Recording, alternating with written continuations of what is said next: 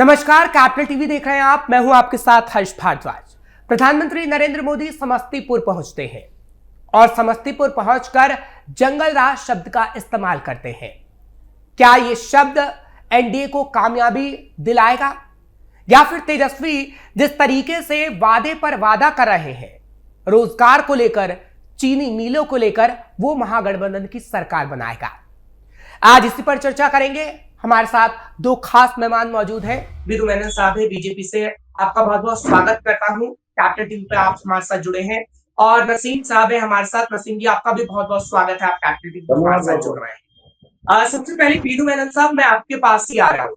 क्या आप जिस तरीके से 2020 में जो रणनीति आपने अपनाई थी कि जंगल राज शब्द का इस्तेमाल करना है, भ्रष्टाचार शब्द का इस्तेमाल करना है, उससे आपने जीत हासिल की थी, एक बार फिर वही मुद्दा उठा के आप जीत हासिल करना चाहते हैं? क्योंकि इस वक्त ये आरोप आप पर लग रहा है कि विकास की बात आप लोग कम कर रहे हैं और भ्रष्टाचार शब्द और जंगल राज शब्द का इस्तेमाल आप लोग ज्यादा कर रहे हैं, ऐसा क्यों? देखिए, जंगल राज के समानार्थक जो है, आज जो है सीएम कैंडिडेट के रूप में घोषणा हो जाती है। आज वही काम जो जो लालू जी ने किया, वही इसको आगे जो है तेजस्वी जी बढ़ा रहे हैं। ओसामा को टिकट देते हैं, शहाबुद्दीन अमर रहे का नारा लगाते हैं। आपको ये भी मालूम होगा, राबड़ी जी ने तो कहा हाँ जंगल राज है, और जंगल राज के शेर लालू हैं। तो जंगल राज की जो है स्वीकृति ये लोग खुद करते हैं। और आज जो है मैं तो सुनकर जो है जोक ऑफ द डे लगा मुझे, जहां तेजस्वी यादव भ्रष्टाचार की बात कर रहे हैं। उनके ऊपर चार्जेस फ्रेम हो चुके हैं लैंड फॉर जॉब के उस पे। चारा घोटाला उनका चल रहा है, चारा घोटाले में सजा प्राप्त कर चुके हैं। और आज ये भ्रष्टाचार की बात करें, जंगल राज 2.0 चलाने वाले हैं ये। ओसामा जो शहाबुद्दीन के पुत्र हैं, ओसामा उसको टिकट देते हैं। वही व्यक्ति जो जिसने सिवान में आतंक मचा रखा था।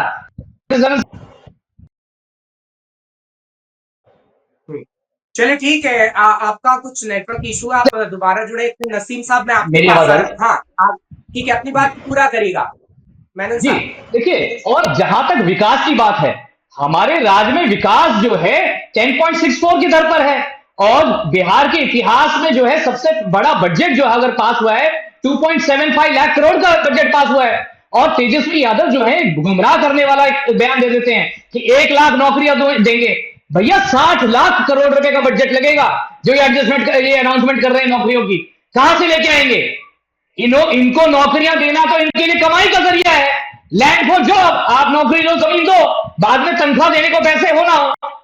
तो यहाँ पे हम विकास जो है, जो धरातल पे पॉसिबल है, वो चीज करते हैं। हमारे पास हमारे सुशासन का रिपोर्ट कार्ड है। इन्होंने तो एक बहुत ही ऑर्गेनाइज सेक्टर चला रखा था फिरौती वसूलने का। तो ये जो है आरजेडी जो है रंगदारी पार्टी है।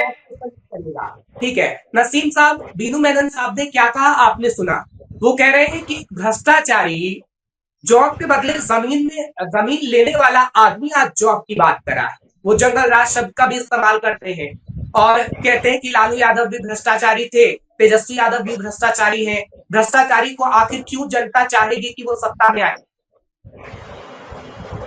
देखिए, मैं आपके जो भारतीय जनता पार्टी के प्रवक्ता, उन्होंने 2-3 बातें बोली हैं। मुझे इस बात का कहने में कोई आश्चर्य नहीं है कि भारतीय जनता पार्टी, मुझे ताज्जुब भी नहीं है कि भारतीय जनता पार्टी अपने 20 साल के सरकार के बाद उसमें कुछ हिस्सा छोड़ दें, 1-1.5 साल का, वो राजद के साथ कांग्रेस का रहा। लेकिन 20 साल के गठबंधन के बाद आज भी भारतीय जनता पार्टी है, भारतीय जनता पार्टी के जो सहयोगी संगठन है, जो सरकार चला रहे हैं, नीतीश कुमार के प्रवक्ता, सारे नेशनल चैनल पे, आपके यहाँ अभी भी मैं देख रहा हूँ, अपने काम पर वोट नहीं मांगता। अभी भी भारतीय जनता पार्टी के प्रवक्ता सिर्फ एक ही बात कह रहे हैं, जंगल राज, अपहरण, हत्या, बलात्कार, ये बात कह रहे हैं, और डर दिखा के वोट मांगने का काम। आखिर क्यों अपने रिपोर्ट कार्ड पे वोट नहीं मांग पा रहे? ये बिहार की जनता पहचान रही है, जान रही है। आपने 5 साल पढ़ाई की, अब आप इम्तिहान में जा रहे हो, तो आपको लिखना वो है कॉपी में जो आपने तैयारी की है, जो आपने पढ़ाई की है, जो आपने काम किया है।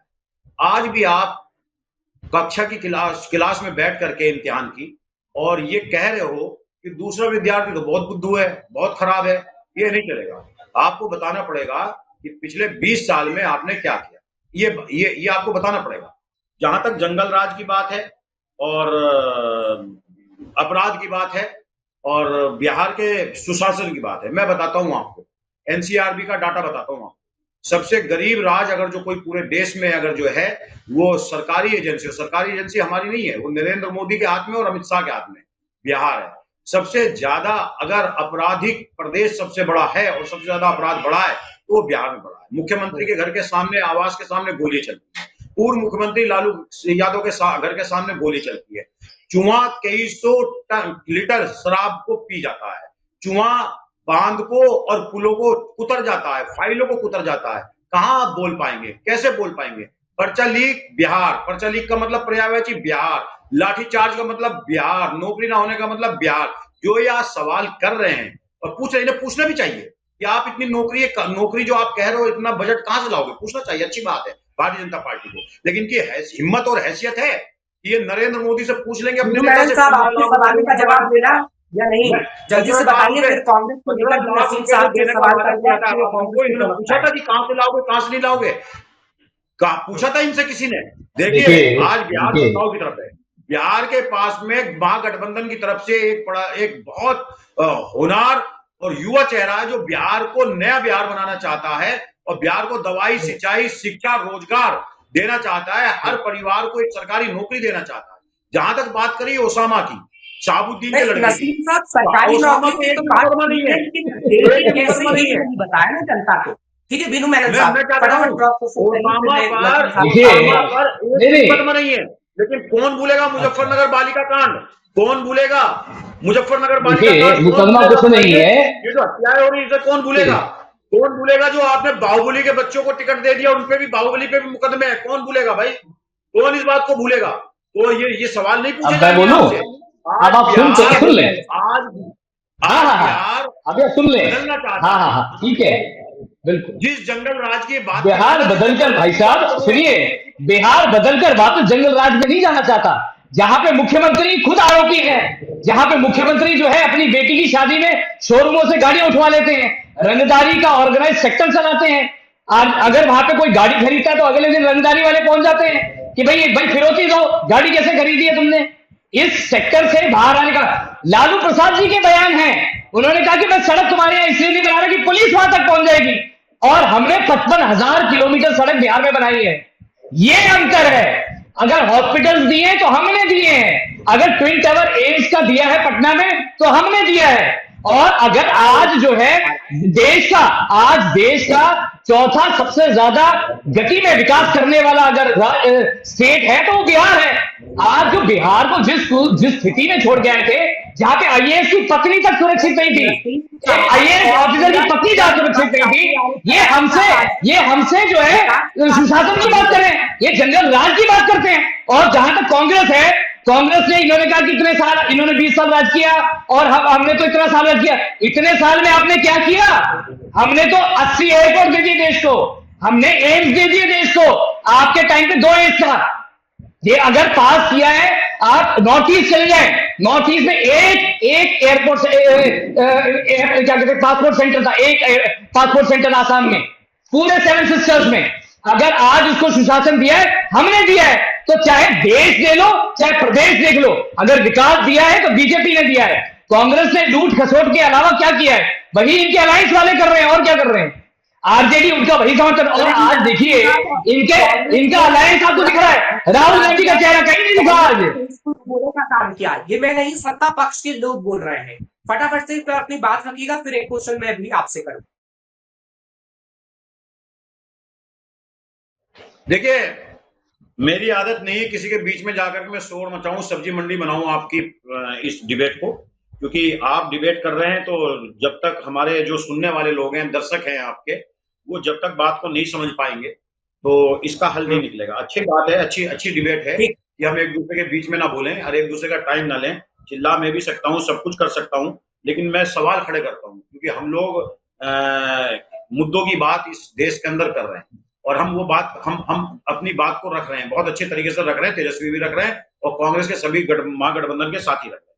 अगर जनता को पसंद आएगी, बिहार को पसंद आएगी तो चुनेगा, और नहीं पसंद आएगी तो नहीं चुनेंगे। लेकिन जहां तक इस जंगल राज की बात ये कर रहे हैं, उसी जंगल राज वालों से जो दोस्ती की थी ना, इनकी जो जिनका डीएनए खराब बताया था नीतीश जी ने, गले लगे थे ना, जिनको ये आतंकवादी कहते थे, महबूबा मुफ्ती को अलगाववादी कहते थे, और ये कहते थे देश के लिए सबसे बड़ी दुश्मन महबूबा मुफ्ती थी, उसके गले कौन लगा था? बताएं कौन लगा था?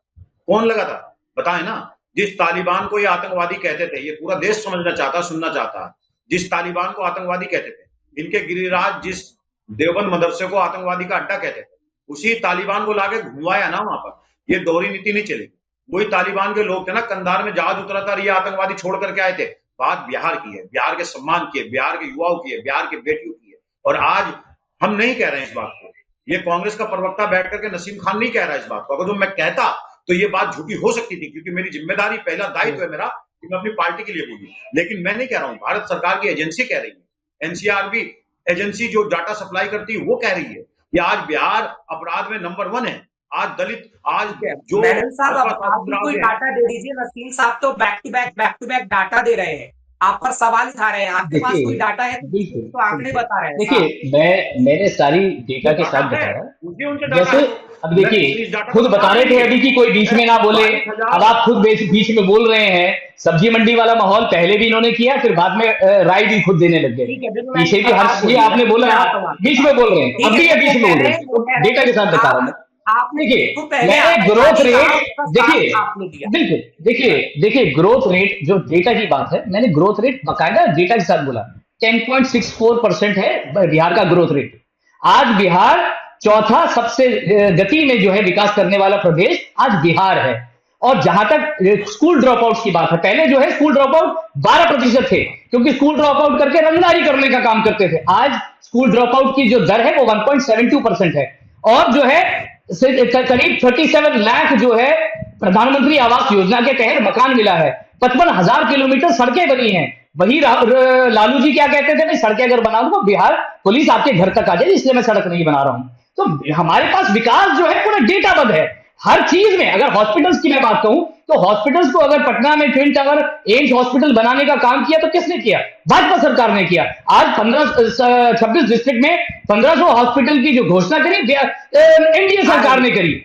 आप मुझे बताइए, ये इन्होंने ये अपनी प्रोग्रेस कार्ड बताएं कि हमारे टाइम पे हमने ये विकास किया। इनके पास कोई डेटा है?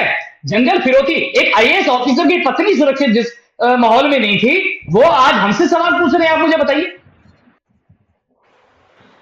पटना। और यही एक बड़ी बात इन्होंने कही है, एक बड़ी बात इन्होंने अभी कही है कि हमसे सवाल पूछ रहे हैं। सवाल तो साहब आपसे ही पूछा जाएगा। आप सरकार बिल्कुल पूछना चाहिए। काम तो आप ही कर रहे हैं ना, सवाल तो आपसे पूछा जाएगा। सवाल से डरते क्यों हैं? आपके साहब भी डरते हैं और आप भी डरने लगे सवाल से। किससे पूछा जाएगा? सवाल क्यों नहीं खड़ा किया जाएगा? बिहार में 22,000 पुरुषों के गर्भ निकाल लिए गए। कि बताइए, पुरुषों के गर्भ होते हैं? महिलाओं के गर्भ उनसे बगैर पूछे निकाल लिए गए। क्यों सवाल नहीं पूछा जाएगा? सवाल तो आपसे पूछा जाएगा। चूहे शराब पी जाएंगे, सवाल आपसे पूछा जाएगा। जहां तक ये अस्पताल की बात है, नसीम साहब, एक सवाल मेरा भी है। मेरी एक बात कहने दीजिए, इनका काउंटर करने दीजिए, मुझे काउंटर करने दीजिए। सवाल तो बड़ा है, अस्पताल के पत्थर लगे हैं, लेकिन जिन अस्पताल के पत्थर लगे हैं वहां आज तक बिल्डिंग नहीं बनी है और उसमें भैंस और कुत्ते पाए गए हैं। जिन अस्पतालों की बात करते हैं वहां बिना वेंटिलेटर के, बिना व्हीलचेयर के, बिना स्ट्रेचर के महिलाएं अपने बच्चों को ग्लूकोज लगा करके फुटपाथ पे बैठी मिली हैं। भाई सवाल नहीं है ये? क्या ये सवाल नहीं है? मुजफ्फरनगर बालिका गृह कोई भूल जाएगा? बच्चों पे लाठीचार्ज कोई भूल जाएगा? जो नीतीश को ये बोलते थे कि आज नीतीश से पल्ला झाड़ रहे हैं, हमने तो तेजस्वी यादव को दे दिया, एक होनहार युवा दे दिया, जो इसको जिसने 2.5 साल के अंदर वो कर दिखाया, जो पिछले 20 साल में सरकार नहीं कर पाई। आपका चेहरा कौन है? चेहरा तो बताइए।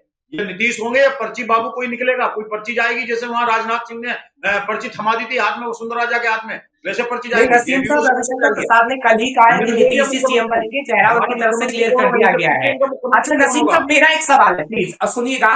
मेरा एक सवाल है कि क्या ऐसी मजबूरी थी आपकी कि आपको खुलेआम कहना पड़ा कि तेजस्वी हमारे सीएम पे होंगे, जबकि ऐसा पहले कुछ भी नहीं था? अभी भी सीटों को लेकर कुछ असमंजस रह गया है। क्या राहुल गांधी कभी तेजस्वी से मुलाकात करेंगे? चुनाव से पहले ऐसी तस्वीर आएगी या चुनाव के बाद आएगी? कि राहुल गांधी का कोई अता पता है नहीं, तेजस्वी के साथ कहीं तस्वीर हमने देखी नहीं। अगर महागठबंधन में सब कुछ ठीक ठाक है, जो यात्रा करते समय बिहार में नजर आए थे, दोनों एक ही गाड़ी पर थे, आज कहां गायब?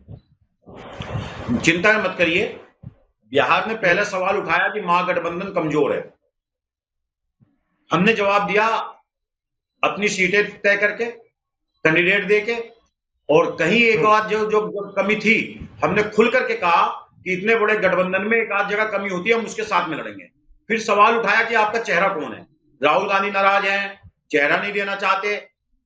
अनाउंस हुआ चुनाव बहुत जल्दी, हमने गठबंधन किया, नॉमिनेशन फाइल किया। जब दूसरे चरण का नॉमिनेशन का वापस लेने का लास्ट दिन था, तुरंत हमने आकर के प्रेस वार्ता की, पूरे बिहार को बताया ये हमारा दूल्हा है, ये हमारा मुख्यमंत्री का चेहरा है। जहां तक आप राहुल गांधी की तेजस्वी की बात कर रहे हैं, मैं मानता हूं और सारा देश जानता है, पूरी दुनिया जानती है, लालू यादव जी और गांधी परिवार के बीच में जो एक बॉन्डिंग है, उस बॉन्डिंग से बड़ी कोई बॉन्डिंग नहीं है। वो बिहार चुनाव के घोषणा होने से पहले वोट बचाओ अधिकार यात्रा में तेजस्वी जी और राहुल जी कंधे से कंधा मिला के चले थे। आज राहुल जी दिल्ली रहते हैं और तेजस्वी जी बिहार में रहते हैं, और हमारे पूर्व मुख्यमंत्री अशोक गहलोत और प्रभारी कृष्ण अल्लावरी जी वहां एक दूसरे के साथ तालमेल बिठा के काम कर रहे हैं। बहुत जल्दी आप लोगों को यह भी देखने को मिलेगा, राहुल गांधी और तेजस्वी यादव एक तूफान की तरह निकलेंगे, और ऐसा नहीं करेंगे जैसे तेजस्वी, वो चिराग पासवान कल बोल रहे थे सीटें खाली पड़ी थी, और चिराग केंद्रीय मंत्री बोल रहे थे और सामने सुनने वाला कोई नहीं था।